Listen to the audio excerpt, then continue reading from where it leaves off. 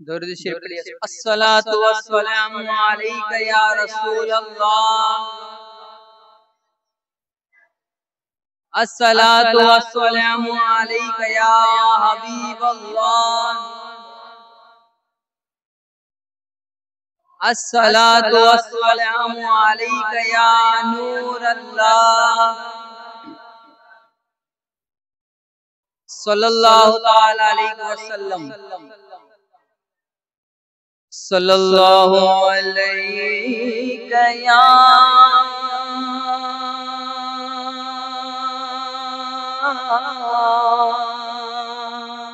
یا رسول اللہ، وسلم علیک یا حبیب اللہ۔ دنیا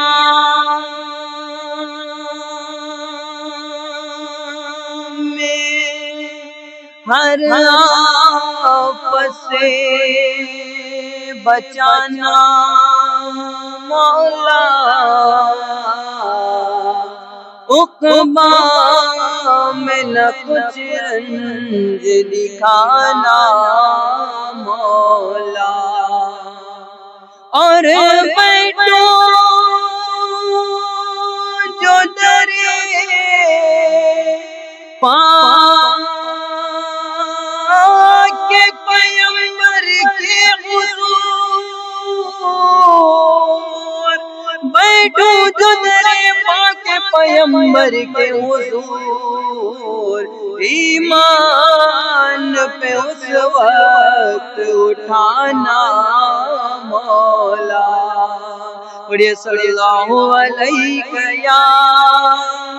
یا رسول اللہ، وسلم علیہ یا اللہ، میرے اللہ، اللہ میرے اللہ، اللہ میرے اللہ، اللہ میرے اللہ۔ سر میرا جھکا ہے تیرے در پر میرے اللہ، سر میرا جھکا ہے تیرے در پر میرے اللہ، صدقے میں محمد کے کرم کر میرے اللہ، صدقے میں محمد کے کرم کر میرے اللہ، اللہ میرے اللہ، اللہ میرے اللہ۔ ہے تو ہی خدا، سب کو تو ہی پالنے والا، مجبوروں کا محتاجوں کا دکھ ٹالنے والا، تو ہی ہے آدم کو یہاں بھیجنے والا، تو ہی ہے خدا نوح کو طوفان سنبھالا، ایوب نے مشکل میں مدد تیری ہی پائی، یونس کو ملی پیٹ سے مچھلی کی رہائی، میرا بھی بنا دے تو مقدر میرے اللہ، میرا بھی بنا دے تو مقدر میرے اللہ، صدقے میں محمد کے کرم کر میرے اللہ، صدقے میں محمد کے کرم کر میرے اللہ، اللہ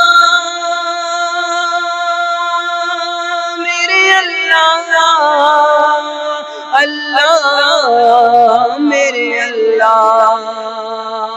ایمان کے پردے میرے سینے میں اجالے، تو نے مجھے کر دے گناہوں سے بچا لے، ہو مجھ پہ کرم تیرا تیرے پیارے نبی کا، محتاج نہ رکھ اپنے سوا مجھ کو کسی کا، بھر دے خدا اپنی محبت سے میرا دل، ایک پل نہ رہوں تیری عبادت سے میں غافل، اٹھے نہ تیرے در سے میرا سر میرے اللہ، اٹھے نہ تیرے در سے میرا سر میرے اللہ، صدقے میں محمد کے کرم کر میرے اللہ، صدقے میں محمد کے کرم کر میرے اللہ، اللہ میرے اللہ، اللہ میرے اللہ، سجدوں تو میرے نور ملا تیرے حرم کا، میں شکر ادا کیسے کروں تیرے کرم کا، مجھ پر یہ خدا تو نے احسان کیا ہے، ایمان دیا ہے مجھے قرآن دیا ہے، جب جسم سے ہو جائے جدا جان خدایا، رکھنا تو سلامت میرا ایمان خدا را، نکلے میرا دم کلمہ حق پر میرے اللہ، نکلے میرا دم کلمہ حق پر میرے اللہ، صدقے میں محمد کے کرم کر میرے اللہ، صدقے میں محمد کے کرم کر میرے اللہ، اللہ میرے اللہ، اللہ میرے اللہ، اللہ میرے اللہ، اللہ میرے اللہ۔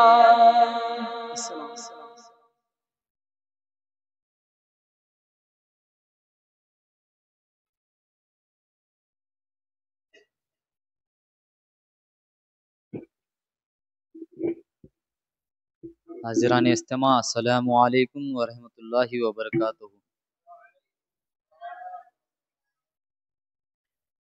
میں کچھ باتیں کہنے سے قبل جس طریقے سے درود مبارکہ پڑھا ہوں بلند آواز سے اسی طریقے سے پڑھنے کی کوشش کریں۔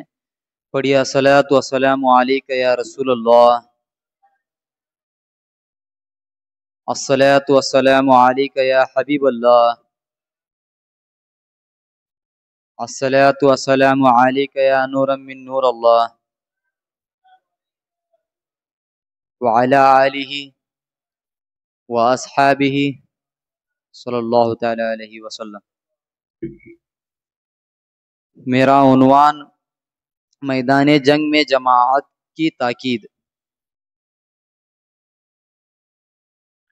اللہ تعالیٰ کا فرمان ہے کہ اے محبوب، جب تم ان میں تشریف فرما ہو پھر نماز میں ان کی امامت کرو تو چاہیے کہ ان میں ایک جماعت تمہارے ساتھ ہو، وہ اپنے ہتھیار لیے رہے، پھر وہ جب سجدہ کر لیں تو ہٹ کر تم سے پیچھے ہو جائیں، اور اب دوسری جماعت آئے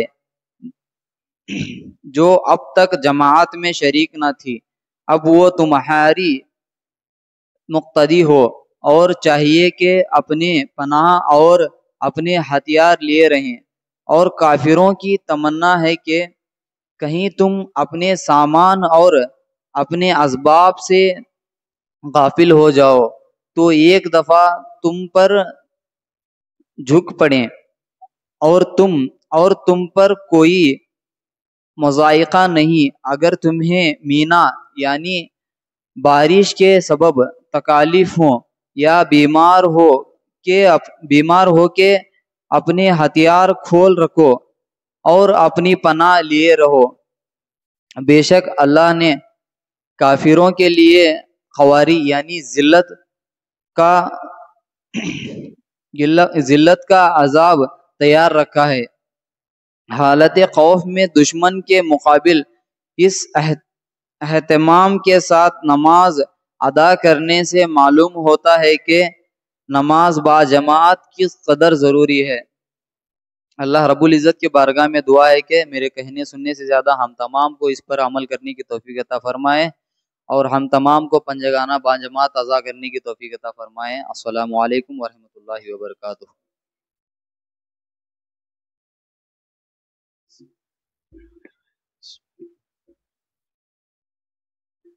نحمده ونصلي ونسلم على رسوله الكريم أما بعد فأعوذ بالله من الشيطان الرجيم بسم الله الرحمن الرحيم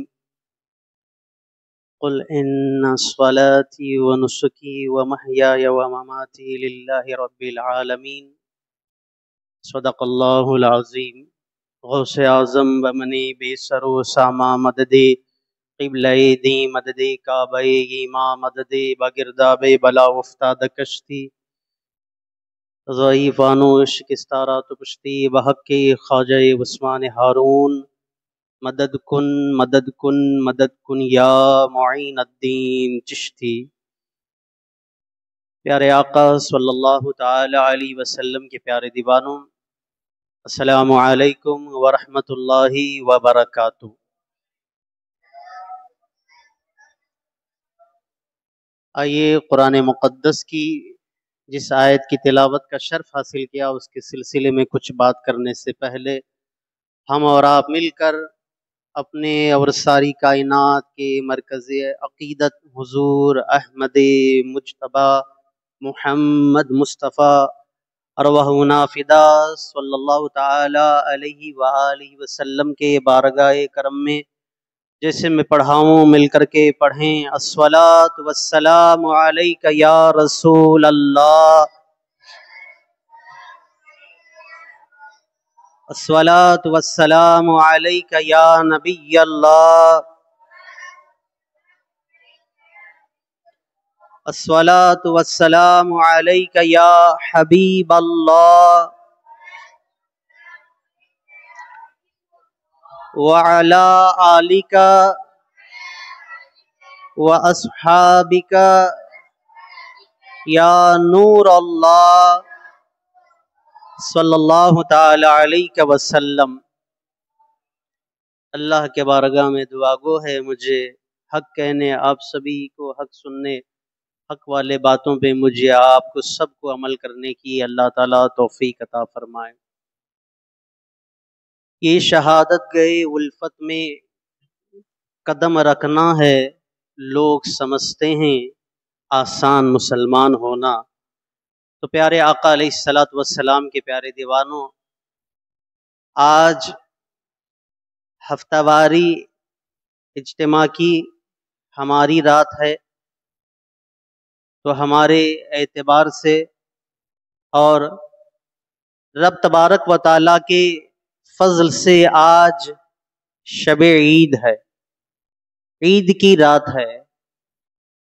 عید کی رات اور عید کے دن کی اہمیت کو انسان سمجھنے کی کوشش کر لیتا ہے تو پھر اس کی زندگی میں وہ بہار، وہ نکھار آتا ہے، جیسے وہ چاہتا ہے کہ عید کی خوشیاں اسے نصیب ہو جائے۔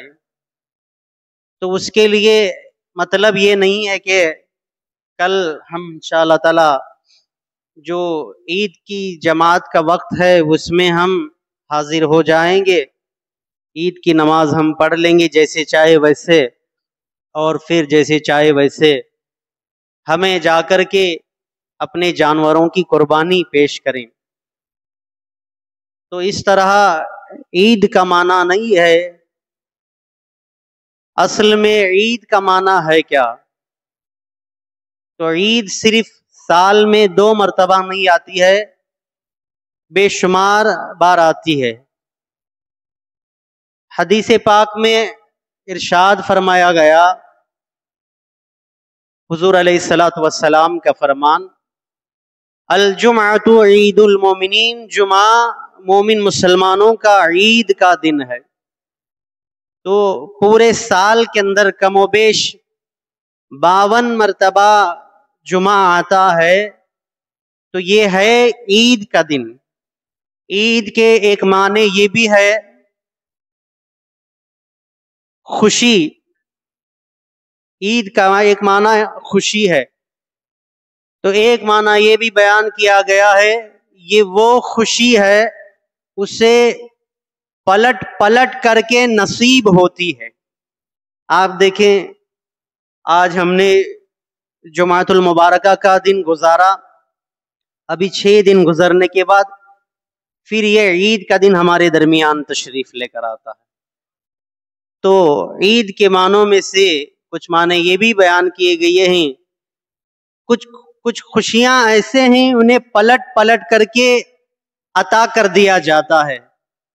हम उन खुशियों को समझने से बहुत दूर हैं। अल्लाह करे कि मुझे और आपको ये जुमातुल मुबारका की अजमत और अहमियत समझने वाला बना दे, और फिर इन दिनों की जो रातें आती है वो भी बड़ी मुबारक हुआ करती है, वो भी बड़ी बाबरकत हुआ करती है, वो भी बड़ी अजमत वाली हुआ करती है।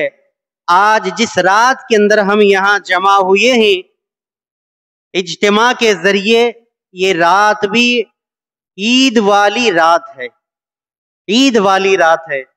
तो आज हमें मौका मिला है कि कुछ देर हम अल्लाह के बारगाह में सच्चे दिल से तौबा कर सके, अल्लाह ताला को मना सके। तो फिर जैसे कल सुबह का सूरज नमूदार होता है तो फिर एकदम ईमान की हरारत के साथ, खुश दिली के साथ हम ईद उल अजहा की नमाज के लिए तैयार हो जाएंगे।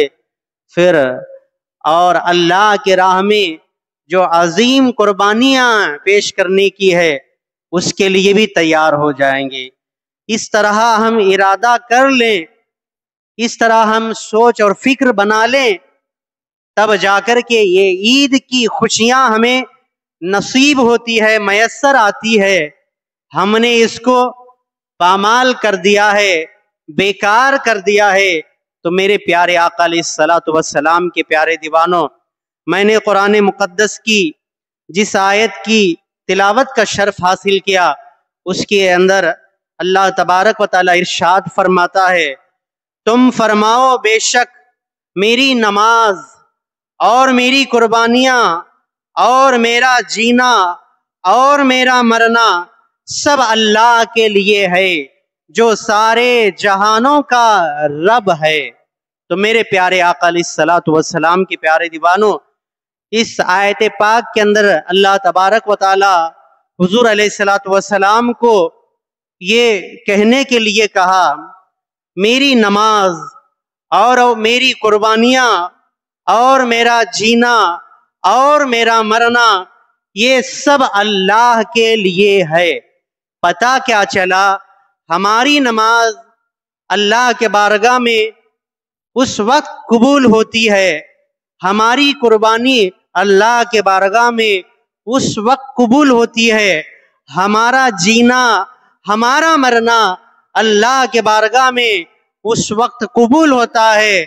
हमने ये सारा अमल अल्लाह के लिए किया है तो हमारी नमाज, हमारी कुर्बानियां, हमारा जीना, हमारा मरना ये सब अल्लाह के बारगाह में उस वक्त कबूल होता है जब हम अल्लाह के लिए करें। हम दिखावे के लिए करेंगे, हमें सिर्फ अज्र पाने के लिए करेंगे, हम सिर्फ नेकी हासिल होने के लिए करेंगे, हम सिर्फ लोग ये करता है कहने वाले हो जाए इसलिए हमें करेंगे, तो फिर इसका अजर हमें कुछ नहीं मैसर आएगा, कुछ नहीं मिलेगा। तो मेरे प्यारे आका अलैहिस्सलातु वस्सलाम के प्यारे दीवानों, ये जो जुल्हिज्जा के महीने में ये कुर्बानी और हज का जो फरीजा है, इसके अंदर, इस महीने के अंदर दो चीजों की अदायगी हो रही है। ये एक फराइज की अदायगी हो रही है। वो कौन सा फर्ज जो इस्लाम की जो बुनियाद 5 चीजों पर है, जो 5 बातें फर्ज हैं, उसमें से जो आखिरी फर्ज है जिसे हज कहते हैं, अल्लाह ताला जिसे इस्तिताअत अता फरमाया है उसके लिए हज करना फर्ज हो जाता है। अब वो हज की फर्ज की अदायगी इसी महीने के अंदर होती है, और ये कुर्बानी जो हम पर, जो मालदार पर वाजिब है, वो वाजिब की अदायगी इसी महीने के अंदर होती है। तो इस महीने के ان دنوں کے علاوہ اور دنوں میں وہ ادا نہیں ہو سکتے ہیں۔ تو میرے پیارے آقا کے پیارے دیوانوں، اور حج اور قربانی کا یہ جو رشتہ حضرت ابراہیم علی نبینا علیہ الصلاۃ والتسلیم سے بڑا گہرا رشتہ رکھتے ہیں، بڑا گہرا تعلق ہے، اور قربانی اسماعیل علیہ السلام سے بھی تو اس کا رشتہ بڑا گہرا ہے، بڑا تعلق رکھتی ہے۔ تو میرے پیارے آقا صلی اللہ تعالی علیہ وسلم کے پیارے دیوانوں، آپ دیکھیں ہم جس مہینے کے اندر شامل ہیں، جس مہینے کے اندر ہم چل رہے ہیں، رہ رہے ہیں، بس رہے ہیں، یہ مہینہ قربانی کا مہینہ ہے، اور اسلامی مہینوں کے اعتبار سے یہ آخری مہینہ ہے۔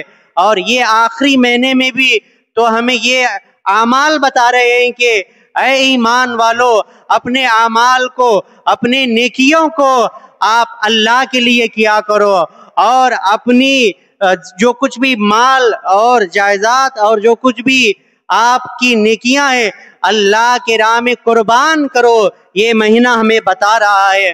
اور ساتھ ہی ساتھ اور اسلامی سال کا یہ آخری مہینہ گزرنے کے بعد اور جو پھر اسلامی سال کا پہلا مہینہ، پہلے سال کا مہینہ ماہ محرم الحرام کا مہینہ آئے گا، وہ مہینہ بھی ہمیں یہ بتا رہا ہے کہ تو قربانی اللہ کے راہ میں کیا کرو، اور قربانی اللہ کے راہ میں کیا کرو، قربانیوں سے آپ اللہ کی رحمت کو حاصل کیا کرو۔ میرے پیارے آقا صلی اللہ تعالی علیہ وسلم کے پیارے دیوانوں، آپ نے سوشل میڈیا کے ذریعے آج کے اجتماع کا موضوع دیکھا ہوگا، فلسفہ قربانی۔ تو فلسفہ کیا ہے؟ فلسفہ حقیقت میں یہی ہے، میں نے جو عرض کیا، اللہ نے اپنے حبیب کو حکم دیا، اے حبیب تم فرماؤ، تو بے شک جو نماز اور قربانیاں، جینا مرنا، یہ سب کچھ اللہ کے لیے، یہ حقیقت میں اللہ کے لیے ہے۔ تو یہی ہے نماز کا فلسفہ، یہی ہے قربانی کا فلسفہ، یہی ہے جینے کا فلسفہ، یہی ہے ہمارے مرنے کا فلسفہ۔ تو میرے پیارے آقا علیہ الصلوۃ والسلام کے پیارے دیوانوں، ان مہینے کے اندر تو قربانی ایک عظیم معنی رکھتی ہے، اور اسلام کا شعار بن کر کے قربانی اس مہینے کے اندر اجاگر ہوتی ہے۔ اللہ اکبر! کس قدر ابراہیم علی نبینا علیہ الصلوۃ والسلام نے اور حضرت اسماعیل علیہ الصلوۃ والسلام نے اللہ کے راہ میں اپنی قربانیوں کو پیش کیا تھا۔ کم و بیش آج 4000 سال کا عرصہ گزر گیا، اللہ تبارک و تعالیٰ نے ان کی قربانیوں کو رائے گاہ جانے کے لیے نہیں دیا، آج بھی برقرار رکھا ہے۔ تو اس بات سے اندازہ ہم لگا سکتے ہیں کہ اللہ تعالیٰ نے ان کی قربانیوں کو کتنی مقبول قربانی قرار دیا ہے۔ تو میرے پیارے آقا علیہ الصلوۃ والسلام کے پیارے دیوانوں، ہم ایسی قربانیاں تو نہیں کر سکتے ہیں، لیکن ان اللہ والوں کے نقش قدم پر چلتے ہوئے، ان کی تعلیمات کو اپناتے ہوئے، تو ہم یہ کوشش تو کر سکتے ہیں کہ اللہ کی رحمت کو پا سکتے ہیں، اللہ کے بارگاہ میں ہمارا بھی نام برگزیدہ بندوں میں،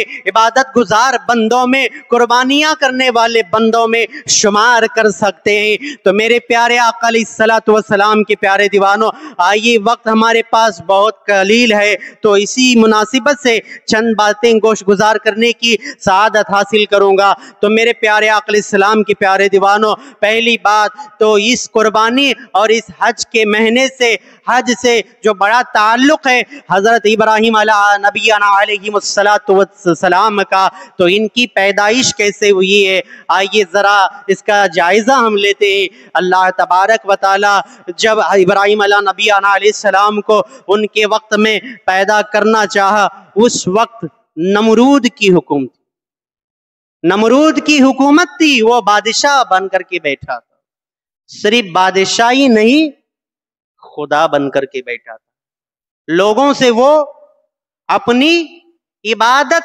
کروایا کرتا تھا۔ تو ایک بات کا اندازہ لگا سکتے ہیں کہ لوگ اسے خدا کیسے مان بیٹھے، آخرکار اس کے پاس کچھ تو ایسا ہوگا، تو لوگ اسے ماننے پر مجبور ہو گئے تھے۔ نمرود کے پاس تھا کیا؟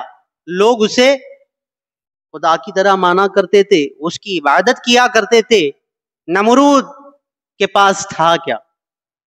نمرود کے پاس ایک ایسا درخت تھا، اس کے ایک میدان میں ایک ایسا درخت تھا، اس درخت کے سائے میں کوئی جاتا اسے وہ چھاؤں عطا کرتا، کتنی بھی گرمی میں کیوں نہ ہو۔ یہاں تک کہ 1 2 100 1000 1,00,000 انسان بھی اس درخت کے سائے میں جمع ہو جاتے، وہ اپنی ٹہنیوں کو پھیلا کر کے ان لوگوں کو چھاؤں میں شامل کیا کرتا۔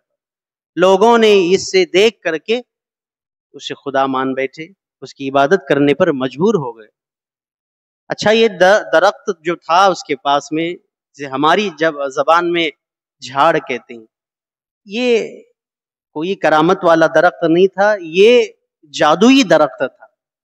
اس کے پاس ایک، جسے ہم جادو آج بے شمار اس جادو کے نام ہیں، اس کے پاس ایک ایسا جادو تھا، اس جادو سے اس نے اس درخت کو بنا کر کے رکھا تھا۔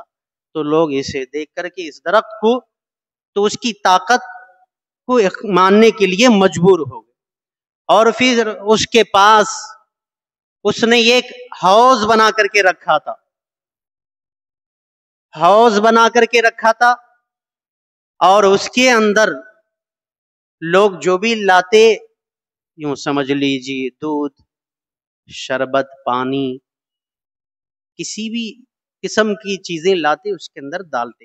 اب آپ مجھے بتائیے، دودھ، پانی، شربت یا اور دیگر کوئی مشروب ملانے سے کیا وہ ہمیں دودھ ہی نظر آئے گا؟ نہیں، اس کی حالت تبدیل ہو جائے گی۔ اب وہ دودھ نہیں رہے گا، اس کی حالت تو بگڑ جائے گی، نہ وہ دودھ کہلانے کے لائق رہے گا، نہ وہ کوئی مشروب کہلانے کے لائق رہے گا، نہ وہ پانی کہلانے کے لائق رہے گا، تبدیل ہو جائے گا۔ اب اس نے حوض بنا کر کے رکھا تھا، لوگ لا کر کے ڈالتے تھے، اور ڈالنے کے بعد ان کو جو چیز چاہیے تھی، کسی کو دودھ چاہیے دودھ، کسی کو پانی چاہیے پانی، کسی کو مشروب چاہیے شربت چاہیے شربت، کسی کو شہد چاہیے شہد، اس طریقے سے لوگ اس میں ڈال کر کے اس سے مانگتے، وہ حوض انہیں عطا کرتا۔ یہ دیکھ کر کے مجبور ہو گئے کہ نمرود کیا ہے، بادشاہ ہے، خدا ہے، اس کی بات ماننا چاہیے، عبادت کرنا چاہیے۔ اس طرح لوگوں نے مان کر کے نمرود کو بیٹھ بادشاہ۔ تو اسی جادوئی کاموں کے بنا پر نمرود کیا ہے، اپنی طاقت کو منوانے کی کوشش کرتا۔ 400 سالہ اس نے اپنی حکومت یہ سنبھالی، اور بھی 400 سالہ ہے۔ تو اس طریقے سے وہ اپنا دبدبا لوگوں پر بنا کر کے رکھا۔ اللہ تبارک و تعالیٰ نے اس نمرود جیسے ناپاک کو مٹانا چاہا، تو ابراہیم علیہ السلام کو اللہ تعالیٰ مبعوث فرمایا۔ اس طریقے سے نمرود کو یہ خواب میں دکھایا گیا کہ آسمان سے ایک تارا طلوع ہو کر کے تشریف لے کر آ رہا ہے۔ تو خواب میں اس نے یہ دیکھا، دیکھنے کے بعد اس کے دربار میں کاہن بھی ہوا کرتے تھے، نجومی بھی ہوا کرتے تھے، ان سے اس نے یہ خواب کی تعبیر پوچھا، اس خواب کی تعبیر کیا بنتی ہے؟ کاہنوں نے، نجومیوں نے کہا کہ آپ کی حکومت کو ہلانے والا، مٹانے والا، آپ کی سلطنت کو ختم کرنے والا ایک صاحبزادہ تشریف لانے والا ہے۔ تو اس وقت نے نمرود نے اعلان کر دیا کہ جتنے بچے ماں کے کوکھ کے اندر ہے، ان سب بچوں کو قتل کر دیا جائے، کوئی مرد کسی عورت سے ملنے نہ پائے۔ اس طریقے سے پہرا بٹھا دیا، اور کوئی عورت بچے کو جنم دے دیتی، اس بچے کو قتل کروا دے دیتا۔ اس طریقے سے نمرود یہ تارے کے تعلق سے سننے کے بعد میں، اس تارے کی تعبیر سننے کے بعد میں یہ ماحول بنا کر کے رکھا۔ اب اللہ تبارک و تعالیٰ کی مشیت الہی جو ہے، وہ تقدیر الہی جو ہونا تھا، ہو کر کے رہنا تھا، اللہ تبارک و تعالی ابراہیم علیہ نبینا علیہ السلام کو جب اپنے ماں کے شکم کے اندر ان کا نور داخل فرمایا، کاہنوں نے آ کر کے یہ بھی بتایا اب وہ جو بچہ حمل قرار پا چکا ہے، اب وہ ماں کے شکم میں آ چکا ہے۔ پھر نمرود اور تھرانے لگا اور سوچو بچار میں پڑنے لگ گیا، جیسے ابراہیم علیہ نبینا علیہ السلام اپنے ماں کے شکم میں آئے اور ان کی والدہ محترمہ کی عمر بہت زیادہ بھی نہیں تھی، ابھی بہت کنواری تھی، اسی وجہ سے اور اللہ کی حکمتیں بھی تھی اور اللہ تبارک و تعالی ظاہر بھی نہیں فرمانا چاہتا تھا۔ اب ابراہیم علیہ نبینا علیہ السلام کی جب ولادت کا وقت قریب آ رہا تھا تو حضور ابراہیم علیہ السلام کے والدہ کا جیسے پیٹ مبارک وہ ظاہر بھی نہیں ہوا کرتا تھا، تو بظاہر ایک عام عورت کی طرح وہ نظر آتی تھی۔ تو اب اللہ تبارک و تعالیٰ کے مقررہ کیے وقت پر ابراہیم علیہ نبینا علیہ السلام کی ولادت کا دن قریب آ جاتا ہے، تو ان کے والد محترم نے دور شہر کے باہر ایک جنگل میں یہ غار بنا کر کے رکھا تھا پتھر میں، وہاں ابراہیم علیہ نبینا علیہ السلام کی والدہ کو لے کر جاتے ہیں، وہیں پہ ابراہیم علیہ نبینا علیہ السلام کی ولادت ہوتی ہے۔ پھر وہاں پر بچے کو چھوڑ کر کے دونوں گھر واپس آ جاتے ہیں، غار کا دروازہ پتھروں کے ذریعے بند کر کے آتے ہیں۔ جب پھر دودھ پلانے کی باری آتی جاتے رہتے ہیں، یہاں پر ایک خوبصورت بات یاد آتی ہے، جب ابراہیم علیہ نبینا علیہ السلام کو اس غار کے اندر چھوڑ کر کے ان کے والدہ محترمہ آتی ہے، اس وقت باہر آنے کے بعد کہا اے اللہ میری اولاد کو تیرے حوالے کرتی ہوں، فی امان اللہ، اس طرح کہہ کر کے وہ آتی ہے۔ آنے کے بعد پھر دوسرے دن جب آتی ہے دودھ پلانے کے لیے، انہیں خدشہ ہوتا، خیال ہوتا ہے کہ میرا بیٹا سلامت بھی تو ہے یا نہیں غار کے اندر۔ پھر انہوں نے کہہ کر کے گئی تھی فی امان اللہ، اللہ کے میں حفاظت میں بیٹے کو دیتی ہوں، جب اس پر ان کا ایمان کیا ہے بولو پختہ ہو جاتا، میں نے اللہ کے حفظ و امان میں سے دے گئی تھی، میرا بیٹا تو سلامت ضرور رہے ہوگا۔ جب جیسے غار کا دروازہ پتھروں سے ہٹایا جاتا ہے تو ابراہیم علیہ نبینا علیہ السلام اپنے انگوٹے کے ذریعے چوس رہے ہیں، اس انگوٹے کے اندر اللہ تبارک و تعالی دودھ کو برآمد فرماتا ہے، دودھ کو جاری فرماتا ہے، اس انگوٹے کے ذریعے دودھ نوش فرما رہے ہیں۔ یہ ابراہیم علیہ نبینا علیہ السلام کی ذات دیکھیے، شروع سے قربانیاں ظاہر ہو رہی ہے، جیسے تشریف لے کر کے آئے شہر میں، جیسے عام شہر گاؤں میں عام بچے جیسے پیدا ہو کر کے زندگی اختیار کرتے ہیں، ویسی ان کی زندگی نہیں ہے، پیدا ہو رہے ہیں غار کے اندر، جنگلوں بیابان کے اندر، وہیں پر انہوں نے زندگی بسر کیا، کم و بیش 12 سال تک وہیں پر رہے اس غار کے اندر، تو رہتے اللہ کی عبادت بھی کرتے، تو ان کے والد اور والدہ آتے دیکھتے جاتے۔ تو اسی طریقے سے ابراہیم علیہ نبینا علیہ السلام کا امتحان شروع ہو جاتا ہے۔ تو میرے پیارے آقا علیہ السلام کے پیارے دیوانوں، ابراہیم علیہ نبینا علیہ السلام ایک قربانی نہیں بے شمار قربانیاں عطا فرمائے۔ اللہ تبارک و تعالی ان کی قربانیوں کو دیکھ کر کے انہیں ایک لقب سے نوازا، ایک لقب سے نوازا۔ وہ لقب کیا تھا؟ خلیل اللہ۔ ابراہیم علیہ نبینا علیہ السلام اللہ کے خلیل تھے۔ یہ خلیل والا لقب، اعجاز والا لقب انہیں کیسے عطا کیا گیا؟ تو اللہ تبارک و تعالیٰ کی بارگاہ سے ندا آتی ہے فرشتوں کے ذریعے، اے ابراہیم ہم نے آپ کو خلیل اس لیے بنایا ہے، آپ کثرت سے ہماری عبادت کرتے ہیں؟ نہیں۔ آپ کثرت سے روزے رکھتے ہیں؟ نہیں۔ اس لیے ہم نے آپ کو اپنا خلیل بنایا ہے، آپ بہت نرم دل ہیں، آپ بہت نرم دل ہیں، کافر اور مسلمان ہر ایک سے آپ اچھے اخلاق پیش کرتے ہیں۔ اسی بنیاد پر ابراہیم علیہ نبینا علیہ السلام کو خلیل بنا لیا گیا ہے۔ تو یہ وصف کتنے قیمتی ہیں، آج یہی وصف، آج یہی خوبیاں ہمارے سے نکل چکی ہے، یہی خوبیوں کے آج ہم مالک نہیں رہے، ہم بھکاری بن چکے ہیں۔ ہمارے پاس نہ اخلاق ہے، نہ ہمارے پاس ادب کا لہجہ ہے، نہ ہمارے پاس نرمی ہے، पूरा माशरा परागंदा हो चुका है, पूरे माशरे के अंदर एक तूफान बदतमीजी छा चुका है। तो मेरे प्यारे आका अलैहिस्सलाम के प्यारे दीवानों, इन अल्लाह वालों की तालीमात से हमें यही अखलाक हासिल होते हैं, यही हमें रब तबारक व तआला की इबादत का जरिया हासिल हो सकता है। तो मेरे प्यारे आका अलैहिस्सलाम के प्यारे दीवानों, खलील का लक़ब इस तरीके से मिला। फिर नमरूद ने नमरूद को जब इब्राहिम अलैहिस्सलाम ने तो दीन की दावत दी तो नमरूद ने क्या किया, इब्राहिम अलैहिस्सलाम को आग में डालने का प्लान बनाया गया। आग कैसी थी, अल्लाह अकबर, उसके शोले आसमान से बातें कर रहे थे और कई दिन से उस आग को भड़काया दहकाया गया था और वहाँ की रहने वाली औरतें ये मन्नतें मांग मांग करके उसमें अपनी कमाई के रुपयों से लकड़ियां ला करके उसमें उस आग के अंदर डालने की कोशिश करती थी ताकि इब्राहिम जल जाए। अल्लाह अकबर। इस तरीके से इब्राहिम अलैहिस्सलाम को जलाने के लिए उन्होंने ये प्लान बनाया और जब आग इतनी भड़क चुकी, आग के सामने एक परिंदा भी पर नहीं मार सकता था। अब डालें तो डालें कैसे इब्राहिम अलैहिस्सलाम को? शैतान वहां पर आकर के एक मशवरा देता है, तो ऐ लोगो, ऐ नमरूद, ये तूने एक ऐसा आला तैयार कर, एक मशीन तैयार कर जिसे मिंजनीक कहा जाता है, जिसके अंदर इब्राहिम अलैहिस्सलाम को बिठा करके जब दूर से रस्सा खींचा जाए, जब इब्राहिम खुद जाकर के आग में गिर जाएगा। इस तरीके से एक तफसील तलब वाक़िया है। इस तरीके से आग में डाला भी गया तो इब्राहिम अलैहिस्सलाम उस वक्त भी अपने ज़बान पर और उफ के अल्फाज तक नहीं लेकर के आए, बस अल्लाह के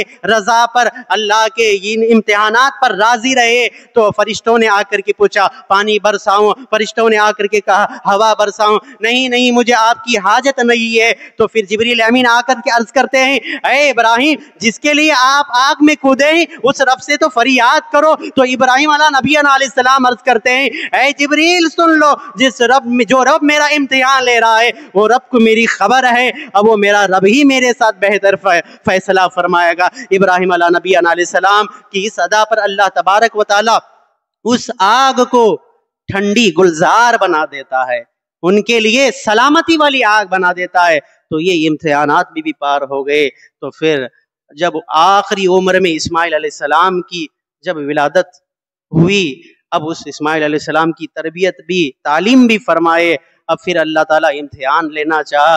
कमोबेश 8, 9, 13 साल की रिवायतों में उम्र बताई जाती है। इस्माइल अलैहिस्सलाम को जब कुर्बान करने के लिए तो घर से लेकर के जाते हैं। ये घर से लेकर के गए, कहाँ रहते थे? इब्राहिम अलैहिस्सलाम फिलिस्तीन में रहा करते थे। मक्के में इस्माइल अलैहिस्सलाम और उनकी वालिदा रहा करती थी। कई दिन के बाद आए, अल्लाह की इस बात पे अमल करने के लिए लेकर जाने लगे। शैतान देखा कि इस्माइल अलैहिस्सलाम को अल्लाह की राह में कुर्बान करने जा रहे हैं, तो आकर के वालिदा हजरत हाजरा को तो कहता है, आपको पता है आपके बेटे को कहाँ लेकर के जा रहे हैं? कुर्बान करने के लिए जा रहे हैं। भला कैसे एक बाप अपने बेटे को कत्ल कर सकता है? बहुत सालों के बाद एक लौती औलाद अल्लाह ने अता किया है।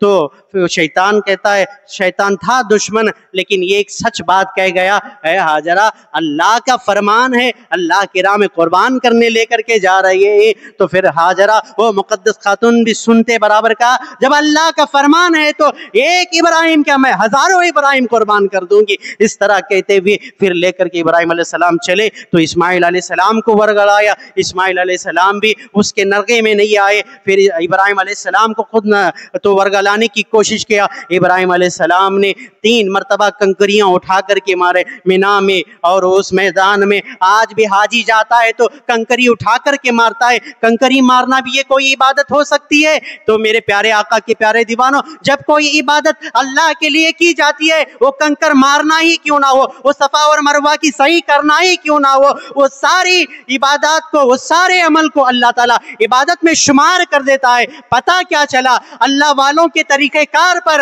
अमल करना ही असल इबादत है। तो मेरे प्यारे आका के प्यारे दीवानों, इस तरीके से ये इस्माइल अलैहिस्सलाम की कुर्बानी का वाक़या और तवील है। इंशाअल्लाह ताला हम आने वाले दिगर प्रोग्रामों में सुनते सुनाने की कोशिश करेंगे। दौरान गुफ्तगू अगर कोई गलती कमी पेशी हो गई तो अल्लाह के बारगाह में तौबा करता हूँ। अल्लाह ताला मेरी तौबा कबूल कर ले। अस्तगफिरुल्लाह रब्बी मिन कुल्ली ज़ंबि व ख़तियतिन व अतूबु इलैहि व मा अलैना इल्ला अल बलाग। अस्सलामु अलैकुम व रहमतुल्लाहि व बरकातुहू।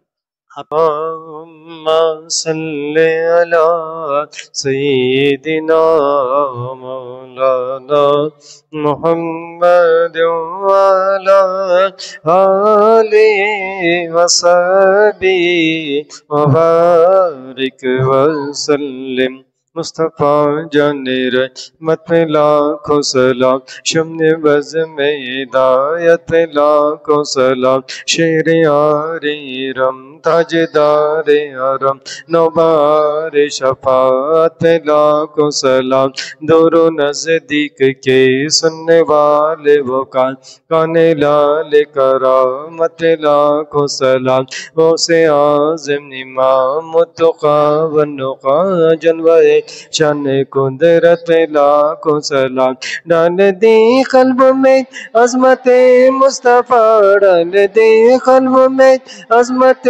مصطفیٰ سیدی اعلیٰ حضرت پہ لاکھوں سلام اللہم علی سیدنا مولانا محمد وعلی آلہ وصحبہ وبارک وسلم الصلاة والسلام عليك يا رسول الله صلى الله تعالى عليه وسلم سرورا شاہ کریمہ دستگیر اشرف حرمت روئے پیمبر نظر کن سوئیما یا الہی رحم فرما مصطفیٰ کے واسطے یا رسول اللہ کرم کیجئے خدا کے واسطے ان اللہ وملائکتہ یصلون علی النبی یا ایہا الذین آمنوا صلوا علیہ وسلموا تسلیما اللهم صل على سيدنا ومولانا محمد بارك وسلم صلاة وسلاما عليك يا رسول الله سبحان ربك رب العزة عما يصفون